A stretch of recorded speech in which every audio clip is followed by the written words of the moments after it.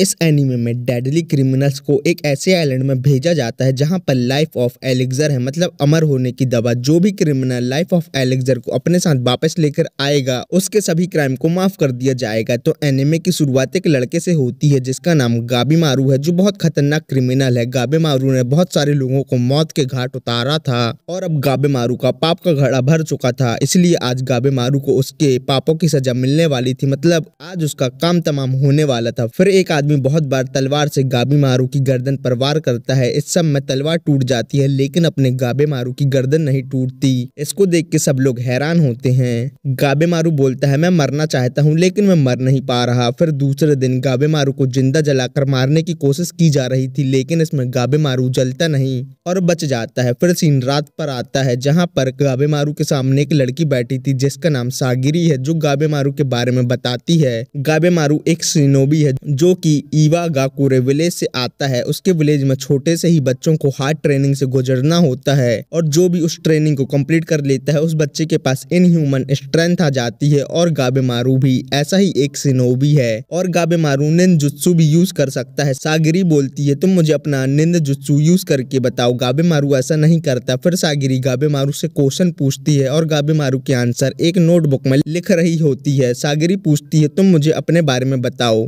गाबीमारू बताता है जब मैं छोटा था तब मेरे मम्मी पापा को मेरे विलेज चीफ ने मार दिया था। मुझे पता नहीं कि चीफ ने ऐसा क्यों किया और मुझे इससे ज्यादा फर्क भी नहीं पड़ता। शिनोबी बनने के बाद मुझे जो काम दिया जाता मैं उसे पूरा किया करता और लाइफ में मेरा कोई गोल नहीं था, लेकिन एक दिन मैं अपने विलेज से भाग गया। सागिरी पूछती है तुम अपने विलेज से क्यों भाग गए। गाबीमारू बताता है मैं अपने विलेज का बेस्ट शिनोबी था, इसलिए विलेज चीफ ने अपनी बेटी की शादी मुझे से करवा दी। उसकी बेटी बहुत ही दयालु थी और उसने मेरी जिंदगी उलट पलट करके रख दी। जैसे कि जब मैं घर आता तो वो मुझसे बोलती कि तुम जूते उतार के घर पर आया करो। जब मैं खाना खाता तो बोलती खाना खाने के पहले तुम प्रे किया करो। इस सबसे मैं बहुत परेशान हो चुका था तो मैं विलेज चीफ के पास गया और बोला कि मैं विलेज छोड़ के जाना चाहता हूँ, मैं तुम्हारी बेटी से बहुत परेशान हो चुका हूँ। तो चीफ ने मुझे मेरा लास्ट मिशन दिया और बोला कि तुम इसे पूरा करने के बाद विलेज से जा सकते हो और मैं भी इसके लिए मान गया। लेकिन गाबीमारू को जो मिशन मिला था उस मिशन पर उसके साथ कुछ लोग भी गए थे। उन लोगों ने गाबीमारू को धोखा दे दिया और वो पकड़ा गया। गाबीमारू को पता था कि इन सब के पीछे विलेज चीफ का हाथ है, क्योंकि विलेज को छोड़कर कोई भी नहीं जा सकता और मैं विलेज चीफ का कुछ कर भी नहीं सकता था और विलेज चीफ ने मेरी वाइफ को भी मुझसे दूर कर दिया था। फिर दूसरे दिन गाबीमारू को दो बुल की हेल्प से मारने की प्लानिंग की जा रही थी लेकिन गाबीमारू को कुछ नहीं होता, उल्टा बुल ही थक कर चूर हो जाते हैं। इन सबको देख के चीफ बहुत गुस्सा होता है लेकिन सागिरी गाबीमारू के पास आती है और उससे बोलती है अगर तुम मरना चाहते हो तो तुम मरने से अपने आप को रोक क्यों रहे हो। फिर सीन रात पे आता है जहाँ की सागिरी गाबीमारू के पास जा रही होती है लेकिन एक आदमी सागिरी को बोलता है कि तुम गाबीमारू से दूर रहो। गाबीमारू बहुत ही खतरनाक है। जब उसको पकड़ा गया था तब उसने 20 लोगों को मार दिया था और जिस विलेज से गाबीमारू आता है वहाँ के बारे में ऐसा बोला जाता है कि वहाँ के शिनोबी अमर है, वो मर नहीं सकते। लेकिन सागिरी सोच रही थी कि अगर कोई इंसान मरना चाहता है तो उसने 20 लोगों को क्यों मारा। फिर वो गाबीमारू के पास आती है और उससे पूछती है तुम मरना चाहते हो तो तुम अपने आप को मरने से क्यों रोक रहे हो। गाबीमारू यही बोलता है मैं मरना चाहता हूँ तो मैं अपने आप को क्यों रोक रहा हूँ। यहाँ हमें बताया जाता है जब गाबीमारू को तलवार से मारा जा रहा था तब गाबीमारू ने अपनी गर्दन को बहुत टाइट कर लिया था जिससे तलवार टूट गई थी और जब उसको बुल से खींचा जा रहा था तब उसने अपने पैरों को बहुत स्ट्रॉन्ग कर लिया जिससे बुल थक गए थे। दूसरे दिन गाबीमारू को ऑयल की हेल्प से मारने की कोशिश की जा रही थी लेकिन इसमें बाकी लोग जल के मारे जाते हैं और गाबीमारू फिर से बच जाता है। इसको देख के चीफ बहुत गुस्सा होता है। सागिरी चीफ से बोलती है कि सब प्रिपरेशन हो चुकी है। इसको सुनकर चीफ बहुत खुश होता है। फिर रात को गाबीमारू के हाथ बांध के चीफ और बाकी उसको एक जगह ले जा रहे थे। फिर गाबीमारू उस जगह आ जाता है और देखता है कि सागिरी वहां तलवार के साथ उसका इंतजार कर रही है। सागिरी यामाडा क्लैन से आती है। यामाडा क्लैन के लोग स्वॉर्ड मास्टर हैं और एग्जीक्यूशनर भी हैं जो क्रिमिनल को मारा करते हैं। गाबीमारू सागिरी की स्वॉर्ड को देख के समझ जाता है कि सागिरी उसको मार सकती है तो गाबीमारू अपने हाथ की बेड़ियां तोड़ देता है और बहुत डर जाता है। सागिरी बोलती है जब तुम मरना चाहते हो तो तुम मुझसे दूर क्यों जा रहे हो और उसके ऊपर अटैक कर देती है। गाबीमारू अटैक से बचता है लेकिन तब भी गाबीमारू की नेक में एक कट लग गया था। इसको देख के गाबीमारू बहुत शौक में था। फिर सागिरी बोलती है तुमने अपनी स्टोरी में मुझसे एक चीज झूठ बोली है, तुम अपनी वाइफ से बहुत ही ज्यादा प्यार करते थे और उससे परेशान नहीं। यहाँ पर हमें गाबीमारू का पास्ट दिखाया जाता है जहाँ पर हमें पहले ये बताया जाता है कि गाबीमारू की वाइफ बहुत ही ऑर्डिनरी थी और इवागाकुरे विलेज में लड़के शिनोबी बनते थे और लड़कियां बच्चा पैदा करने का काम करती थी लेकिन गाबीमारू की वाइफ छोटे से ही थोड़ा अलग थी, इसलिए चीफ ने अपनी ही बेटी के फेस को जला दिया था। फिर गाबी मारू प्रेजेंट में आके एक आदमी से तलवार लेता है और सागिरी पे अटैक करके उससे बोलते हैं तुम मेरे बारे में कुछ नहीं जानती। और यहाँ फिर से हमें गाबे मारू का पास्ट दिखाया जाता है, जहाँ पर गाबी मारू अपनी वाइफ की टोकने वाली बात से परेशान नहीं बल्कि बहुत खुश होता था। लेकिन गाबे मारू लोगों को मार के पैसे कमाया करता था, उसकी वाइफ को एक ऑर्डिनरी लाइफ जीनी थी, इसलिए गाबे मारू विलेज चीफ के पास आता है और उनसे बोलता है मुझे ये खून खराबे वाली दुनिया से बहुत दूर जाना है। विलेज चीफ ने गाबे मारू से बोला कि तुम अपना लास्ट मिशन कंप्लीट करो और यहाँ से चले जाओ, लेकिन लास्ट मिशन में गाबे मारू पकड़ा गया और चीफ ने गाबे मारू की वाइफ को पकड़ लिया और अब पता भी नहीं है कि उसकी वाइफ जिंदा है या मर चुकी है। गाबे मारू सागिरी से बोलता है मैं गाबे मारू द हॉलो हूँ, मेरी जीने की बिल्कुल भी इच्छा नहीं है। सागिरी एक नोटिस निकालती है जो किंग के साइड से था, जिस पर लिखा था कि जो भी क्रिमिनल किंग के काम को पूरा करेगा उसके सभी गुनाह माफ कर दिए जाएंगे। सागिरी बताती है कि किंग का काम क्या है। सागिरी की कंट्री में एक बहुत पुरानी कहानी चली आ रही थी कि समुंदर के दूसरे साइड एक आइलैंड है जिसके अलग अलग नाम है, जैसे कि पैराडाइस, जहाँ पर बहुत समृद्धि है और वहाँ पर लाइफ ऑफ एलिक्सर भी है। इसलिए किंग ने एक रिसर्च टीम उस आइलैंड पे भेजी, लेकिन जब रिसर्च टीम की बोट वापस आई तो उस पर कोई भी जिंदा व्यक्ति नहीं था, सब लोग मर चुके थे और उनकी बॉडी पे फ्लावर्स ग्रो हो चुके थे। लेकिन इन सब से किंग को कोई दिक्कत नहीं थी। किंग इस बात से खुश था कि आइलैंड सही पर है और वहाँ पे लाइफ ऑफ एलिक्सर सचमुच में एग्जिस्ट करता है, इसलिए उन्होंने इस बार ये प्लान बनाया कि वो अपनी कंट्री के सबसे खतरनाक क्रिमिनल को पैराडाइस में भेजेंगे और जो भी लाइफ ऑफ एलिक्सर को उनके पास वापस लाएगा वो उस क्रिमिनल के सभी गुनाह माफ कर देंगे। सागिरी बोलती है गाबे मारू अगर तुम लाइफ ऑफ एलिक्सर को लेके आ जाओगे तो तुम्हारी सभी क्राइम माफ कर दिए जाएंगे और तुमको विलेज चीफ से भी प्रोटेक्शन मिलेगी। और मैं तुम्हें यहाँ बता दूं कि तुम्हारी वाइफ अभी भी जिंदा है, लेकिन उसने तुम्हारी पकड़े जाने वाली बात को सुनकर अपने आप को कमरे में बंद कर लिया है और वो किसी से बात नहीं कर रही। गाबे मारू को लाइफ ऑफ एलिक्सर वाली बात किसी कहानी की तरह लग रही थी, लेकिन वो अपनी वाइफ की जिंदा होने वाली बात को सुनकर पैराडाइज में जाने के लिए मान जाता है, जिसके बाद वो अपनी वाइफ के साथ एक ऑर्डिनरी लाइफ जी सके। लेकिन चीफ इस बात से बहुत गुस्सा होता है और वो सागिरी और गाबे मारू को यहाँ ही खत्म कर देना चाहता था। अगर गाबे मारू जिंदा रहता तो उसकी सब जगह थूथू हो जाती। गाबे मारू सागिरी से बोलता है तुम मेरे निंजुत्सु देखना चाहती थी ना। गाबे मारू फिर अपना निंजुत्सु यूज करता है और चीफ के सभी आदमियों को मौत के घाट उतार देता है, जिसके बाद वो और सागिरी जाने के लिए रेडी हो जाते हैं। फिर हमें सागिरी का पास्ट दिखाया जाता है, जहाँ एक क्रिमिनल को जो कि स्टोरी टेलर है, सागिरी के पापा उसको मार रहे थे। स्टोरी टेलर बोलता है कि मैं मरने के पहले स्टोरी बताना चाहता हूँ। सागिरी के पापा स्टोरी टेलर का सर काट देते हैं, लेकिन मरने के बाद भी स्टोरी टेलर अपनी स्टोरी कंप्लीट करके मरता है, क्योंकि स्टोरी टेलर को पता ही नहीं था कि उस दिन कब कट चुकी है। इसको देख के सागिरी प्लान बना लेती है कि वो बड़े होकर अपने पापा की तरह सर काटने वाली बनेगी, मतलब जल्लाद बनेगी। बताओ ये भी किसी का सपना होता है। जब सागिरी छोटी थी तब उसके विलेज के बच्चे सागिरी को बुली किया करते थे, क्योंकि वो यामाडा क्लैन से आती थी, जहाँ यामाडा क्लैन के लोग डेड बॉडी से मेडिसिन बनाया करते थे। फिर सागिरी बड़ी हो जाती है और एक क्रिमिनल का सर काट देती है, लेकिन इसमें वो थोड़ा डर जाती है। तभी वहाँ एक आदमी आता है जो सागिरी से बोलता है जब तक तुम डरती रहोगी तुम क्रिमिनल को पेनफुल डेथ दोगी और तुम अपने शॉट पर देखो। सागिरी अपनी शॉट देखती है जहाँ पर उसको क्रिमिनल का फेस दिखता है और सागिरी को लग रहा था जिस जिस क्रिमिनल को उसने मारा है वो उसको हॉन्ट कर रहे हैं। फिर सीन प्रेजेंट में आ जाता है, जहाँ गाबे मारू के साथ साथ बहुत सारे क्रिमिनल थे और उनके फेस पेपर से कवर थे। यहाँ सब क्रिमिनल किंग के सामने बैठे हुए थे, जहाँ किंग के आदमी बोलते हैं तुम सब क्रिमिनल पैराडाइज जाओगे और वहां से लाइफ ऑफ एलिक्सर लाओगे और जो भी ये काम करने में सक्सेसफुल हो जाता है उसके सभी गुनाह माफ कर दिए जाएंगे।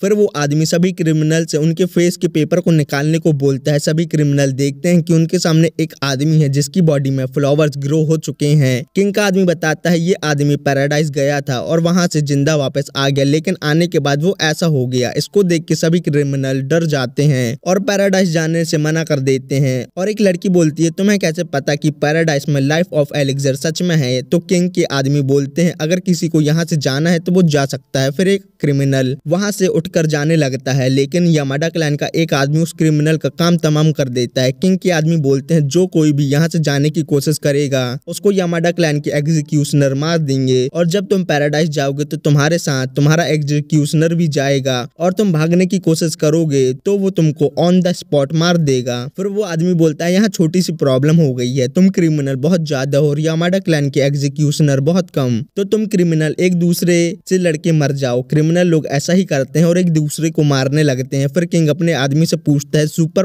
पावर वाले लोग कौन कौन हैं। तो किंग के आदमी कुछ लोगों का नाम लेता है और बोलता है कि सबसे बेस्ट इन सब में गाबेमारू द हॉलो है, लेकिन वो देखते हैं कि गाबेमारू तो शांति से खड़ा हुआ है और किसी को नहीं मार रहा। सीन सागिरी पर आता है जिसके पास आइजिन नाम का एग्जीक्यूशनर आता है और बोलता है कि तुम क्लैन के लीडर की बेटी हो, तुमको एग्जीक्यूशनर बनने की कोई जरूरत नहीं थी और पैराडाइज में इससे ज्यादा मौतें देखनी पड़ेंगी तुमको। क्या तुम सच में पैराडाइज जाना चाहती हो? सागिरी बोलती है हाँ। सागिरी के ऊपर 2-3 लोग अटैक करने आते हैं। सागिरी उनको मौत के घाट उतार देती है और इसमें भी वो हेजिटेट कर रही थी और अपनी सौड़ में देखती है कि क्रिमिनल को मारने के बाद वो लोग भी उसको हॉन्ट कर रहे हैं। गाबेमारू किंग के पास जाता है और उनसे बोलता है कि आप किसी और तरीके से भी क्रिमिनल को सिलेक्ट कर सकते हो, ये मारने वाला काम अच्छा नहीं है। ये सुनकर किंग के आदमी गुस्सा हो जाते हैं और बाकी क्रिमिनल को ये ऑर्डर दे देते हैं जो कोई भी गाबेमारू को मार देगा उसको सीधा पैराडाइज जाने के लिए सिलेक्ट कर लिया जाएगा। ये सुनकर गाबेमारू के ऊपर सभी लोग हमला करने आ जाते हैं। गाबेमारू बोलता है यहाँ मैं तुम्हारी ही हेल्प करना चाहता था और तुम मुझे ही मार रहे हो, चलो कोई बात नहीं है, मैं तुम सबको मौत के घाट उतार देता हूँ। फिर हमें यहाँ गाबेमारू का मौत का तांडव दिखाया जाता है जो अपने हाथों से और अपने मुंह से बहुत सारे क्रिमिनल को मार देता है। ये देख के किंग के साथ साथ वहाँ खड़े सभी लोग हैरान हो जाते हैं और बोलते हैं ये तो सही में अपने नाम के जैसा ही है, गाबेमारू द हॉलो।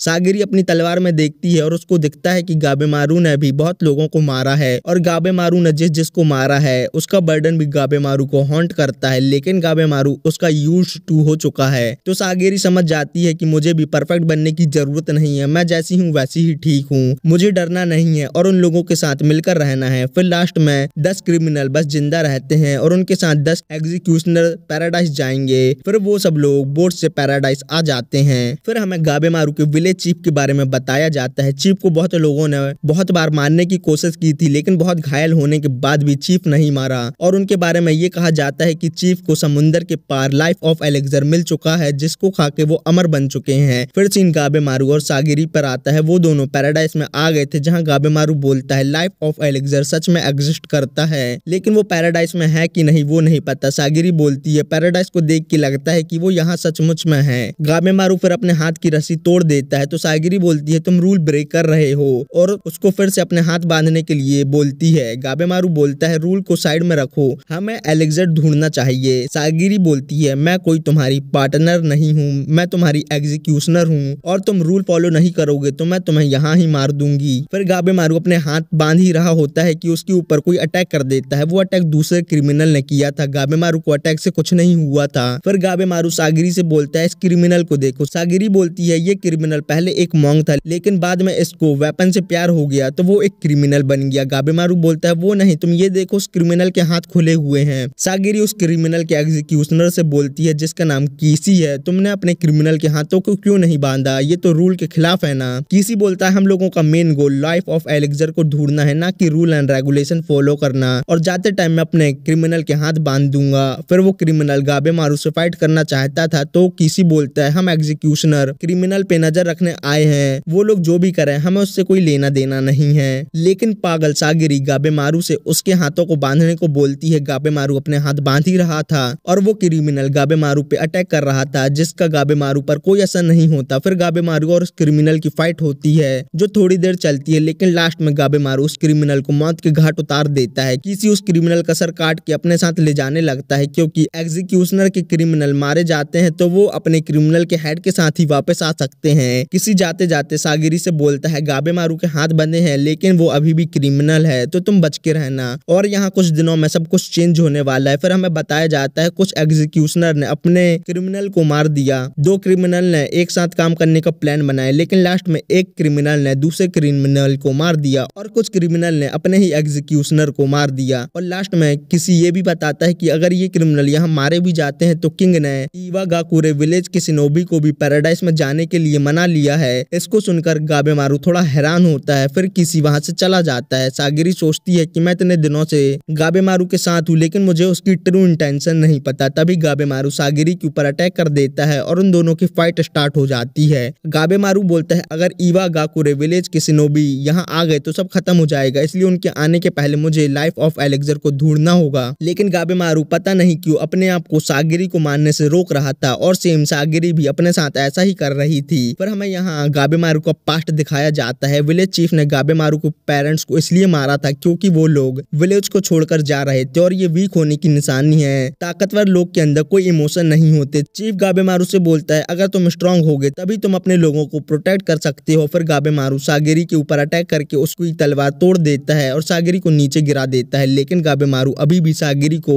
मारने से अपने आप को रोक रहा था। यहाँ फिर से हमें गाबेमारू का पास्ट दिखाया जाता है जहाँ उसकी वाइफ बोलती है लोगों को नहीं मारना नॉर्मल है। गाबेमारू बोलता है जब से उसकी लाइफ में उसकी वाइफ की एंट्री हुई है तब से उसके अंदर इमोशन आ गए हैं जिससे वो कमजोर हो गया है। गाबेमारू चीफ की बातों को याद करके सागिरी को मारने वाला था, लेकिन वो अपनी वाइफ को याद करके अपने आप को रोक लेता है। सागिरी गाबेमारू को देख के बोलती है ये नाम का बस हॉलो है, इसके अंदर भी इमोशन है। गाबेमारू बोलता है मैं वीक बन गया हूँ जिस वजह से मैं अब मारा जाऊंगा और अपनी वाइफ से नहीं मिल पाऊंगा। सागिरी बोलती है इमोशन तुम्हें वीक नहीं स्ट्रॉन्ग बनाते हैं। फिर सीन कट होता है और एक क्रिमिनल और उसके एग्जीक्यूशनर पे आता है। क्रिमिनल का नाम टामिया है और एग्जीक्यूशनर का नाम फूची है। टामिया को एक बटरफ्लाई उसके हाथ में काट देती है। टामिया उस बटरफ्लाई को देखता है जिसका फेस ह्यूमन जैसे था, जिसको देखकर टामिया तुरंत अपने हाथ को काट देता है। फूची ये देख के हैरान होता है। टामिया के कटे हुए हाथ में फ्लावर ग्रो हो जाते हैं। फिर वहाँ बहुत अजीब अजीब से मॉन्स्टर और बड़े मॉन्स्टर आ जाते हैं। फिर सीन गाबेमारू और सागिरी पे आता है जिन लोगों के पास भी बड़े और छोटे मॉन्स्टर आ गए थे।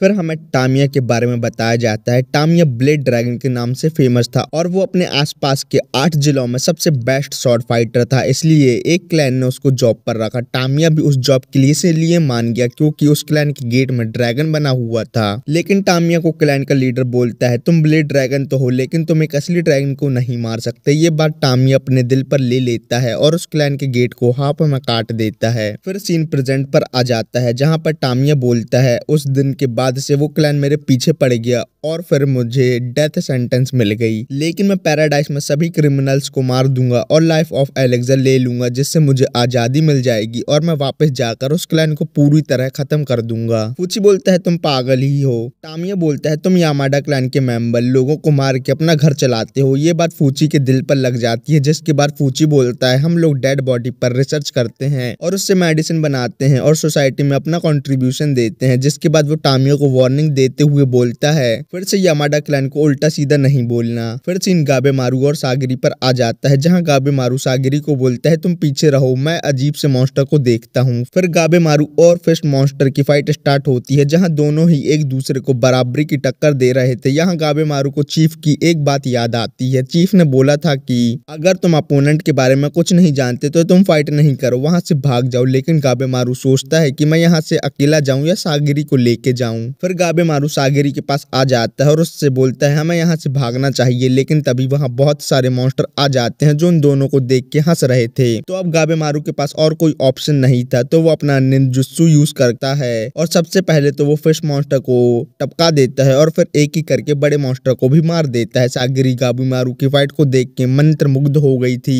इसके चलते एक मॉन्स्टर सागिरी पे अटैक कर देता है। गाबेमारू ये देखता है और सोचता है क्या मुझे अपनी जान खतरे में डालनी चाहिए सागिरी को बचाने के लिए। फिर पता नहीं क्यों गाबेमारू उस मॉन्स्टर के हाथ को काट के सागिरी को बचा लेता है और गाबेमारू को खुद नहीं पता था कि उसने सागिरी को क्यों बचाया। फिर वहाँ कुछ लोग आके सागिरी और गाबेमारू को बचा लेते हैं। वो 3 लोग थे जिसमें से 2 एग्जीक्यूशनर थे और एक क्रिमिनल थी। क्रिमिनल का नाम यूजू रिया है, लेकिन मैं इसको शॉर्ट में यूजू बोलूंगा। जिसमें से मोटे एग्जीक्यूशनर का नाम सेंटा है और दूसरे का नाम गेंजी है। यूजू गाबेमारू की तरह एक निंजा थी और गाबेमारू से फ्लर्ट करने की कोशिश कर रही थी, तो गाबेमारू उसको उसकी औकात दिखा देता है। फिर सागिरी बाकी 2 एग्जीक्यूशनर से पूछती है तुम दोनों एक क्रिमिनल के साथ क्या कर रहे हो। गेंजी बोलता है यूजू मेरे क्रिमिनल के साथ मिलकर काम कर रही थी, लेकिन बाद में यूजू ने उसको मार दिया और मुझे लगा कि सेंटा यूजू को अकेले हैंडल नहीं कर सकता, तो मैं सेंटा की हेल्प करने के लिए उसके साथ यहाँ रुक गया। सागिरी और गाबेमारू समझ जाते हैं कि गेंजी यूजू के प्यार में पड़ गया है। यूजू गाबेमारू से बोलती है हम लोगों को एक टीम बना लेनी चाहिए। गाबेमारू बोलता है तुम मेरे साथ टीम क्यों बनाना चाहती हो। यूजू बोलती है जिससे हम लाइफ ऑफ एलेक्सर को जल्दी ढूंढ सकते हैं। गाबेमारू बोलता है मैं तुम पर भरोसा नहीं कर सकता क्योंकि तुम अपना काम निकालने के बाद अपने पार्टनर को मार देती हो। यूजू बोलती है मेरे पास बहुत सारी इंफॉर्मेशन है पैराडाइज के बारे में जो मैंने अभी इकट्ठा की है। फिर सेंटा सब लोगों को बताता है कि पूरे आइलैंड्स में बुद्धा के स्टैचूज हैं, लेकिन जो नॉर्मल नहीं है। यूजू बोलती है हमें सबसे ज्यादा खतरा छोटे मॉन्स्टर और बटरफ्लाई से है और यहाँ की बटरफ्लाई के ह्यूमन जैसे फेस हैं। गाबेमारू बोलता है तुमको ये सब कैसे पता। यूजू बोलती है मैंने एक्सपेरिमेंट करके ये सब पता लगाया और मैंने ये एक्सपेरिमेंट क्रिमिनल पे किए थे। फिर गाबेमारू टीम में काम करने के लिए मान गया था, लेकिन गाबेमारू बोलता है हम टीम में हैं लेकिन हम ऑफिशियल टीम नहीं है, तुम मुझे इन्फॉर्मेशन दोगी और मैं मॉन्स्टर से फाइट करूंगा बस। सागिरी को भी इससे कोई प्रॉब्लम नहीं थी।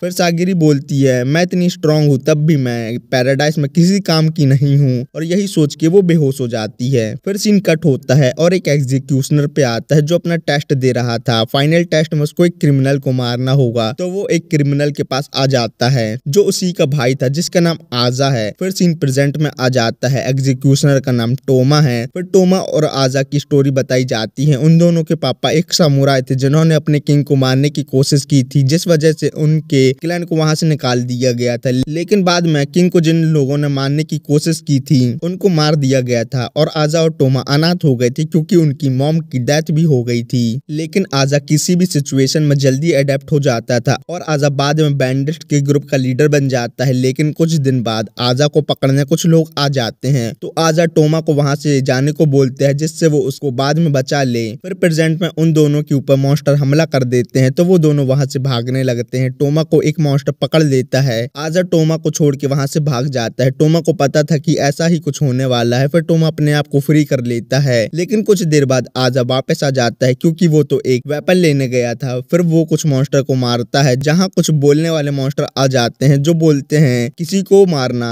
पाप है। फिर आजा उन सभी मॉन्स्टर को मार देता है और बोलता है मैं लाइफ ऑफ एलेक्सर को ढूंढूंगा, फिर हम दोनों उसे पी के अमर हो जाएंगे। फिर सीन सागिरी पर आता है जो डर के मारे उठती है। गेंजी बोलता है तुमको बटरफ्लाई ने काट दिया जिससे तुम बेहोश हो गई थी, वो लोग अभी सेफ एरिया में थे। फिर सागिरी बाहर आके देखती है कि गाबेमारू खाना बना रहा है, सेंटा सागिरी के कपड़े सिल रहा है और यूजू आसपास नजर रखे हुए है। गाबेमारू आसपास के फ्रूट से खाना बना रहा था। सेंटा बताता है कि पैराडाइज में बहुत सारे बुद्धा के स्टैचूज हैं जो अजीब हैं। सागिरी ने जिस भी मॉन्स्टर को मारा था उसके अंदर उसको बॉडी पार्ट फील हो रहे थे, लेकिन उसका रिप्रोडक्टिव ऑर्गन नहीं था, जिससे उन लोगों को समझ नहीं आ रहा था तो वो इतने सारे मॉन्स्टर कैसे रिप्रोड्यूस कर रहे हैं। और उन मॉन्स्टर का सर एनिमल का था और बॉडी ह्यूमन की थी। गाबेमारू बोलता है जब मैं बाहर गया था तो मैंने देखा था कि यहाँ के फ्लावर उन लोगों के ऊपर भी ग्रो हो रहे थे जो पैराडाइज से आए थे। इसका मतलब ये है कि फ्लावर ह्यूमन के ऊपर ग्रो हुए हैं। सेंटा बोलता है हम स्वर्ग में नहीं नर्क में आ गए हैं। गाबेमारू बोलता है जो भी हो, लेकिन यहाँ पर लाइफ ऑफ एलेक्सर सचमुच में है। फिर सागिरी बाहर आ जाती है जिसके पास गेंजी आता है और बोलता है तुम वापस चली जाओ और मैं गाबेमारू को संभाल लूंगा, वैसे भी तुम्हारे पास तुम्हारी स्वॉर्ड नहीं है। इसका मतलब ये है कि तुम गाबेमारू से हार गई हो क्योंकि तुम एक लड़की हो, लड़कियां कमजोर होती हैं। तुम यामाडा क्लैन में जाके शादी करो फिर बच्चे करो, यही फीमेल का काम होता है। सागिरी बोलती है मुझे मेरे पापा भी यही सब बोला करते थे क्योंकि मैं यामाडा क्लैन की लीडर नहीं बन सकती थी क्योंकि मैं एक लड़की हूँ ना। वहाँ सेंटा भी आ जाता है और गेंजी से बोलता है तुम्हें ये सब नहीं बोलना चाहिए था, और सागिरी से बोलता है तुम ही गाबेमारू को हैंडल कर सकती हो